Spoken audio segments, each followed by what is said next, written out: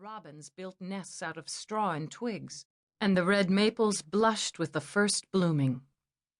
But whether the season had been fair or foul, in all this time there had been only one baby to be born feet first, the mark of a healer, and that child was Stella Sparrow Avery.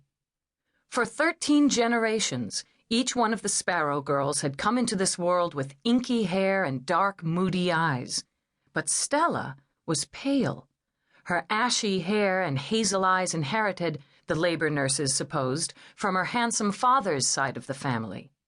Hers was a difficult birth, life-threatening for both mother and child.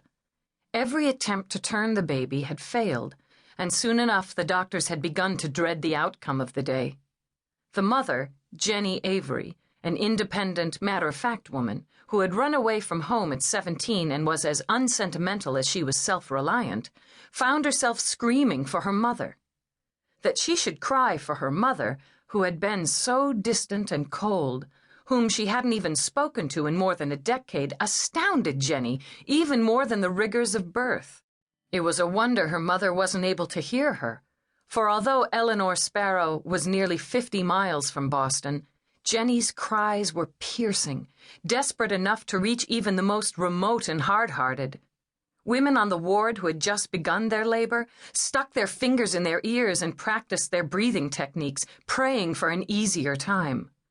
Orderlies wished they were home in bed with the covers drawn up. Patients in the cardiac unit felt their hearts race, and down in the cafeteria, the lemon puddings curdled and had to be thrown away.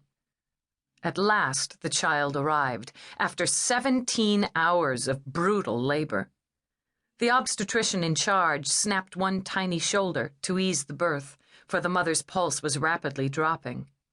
It was at this very moment, when the baby's head slipped free and Jenny Avery thought she might lose consciousness, that the cloudy sky cleared to reveal the silvery splash of the Milky Way, the heart of the universe.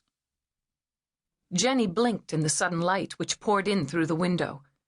She saw how beautiful the world was, as though for the very first time. The bowl of stars, the black night, the life of her child, all came together in a single band of light. Jenny hadn't particularly wanted a baby.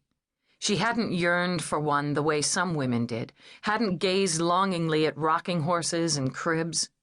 Her stormy relationship with her own mother had made her wary of family ties, and her marriage to Will Avery, surely one of the most irresponsible men in New England, hadn't seemed the proper setting in which to raise a child. And yet it had happened. This baby had arrived on a starry night in March, the month of the Sparrows, season of snow and of spring, of lions and lambs, of endings and beginnings. Green month, white month, month of heartache, month of extreme good luck. The infant's first cries weren't heard until she was tucked into a flannel bunting. Then little yelps echoed from her tiny mouth as though she were a cat caught in a puddle. The baby was easily soothed, just a pat or two on the back from the doctor, but it was too late. Her cries had gone right through Jenny, a hook piercing through blood and bones. Jenny Sparrow Avery was no longer aware of her husband or the nurses with whom he was flirting.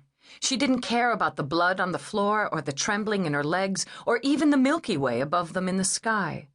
Her eyes were filled with dizzying circles of light, little pinpricks that glimmered inside her eyelids.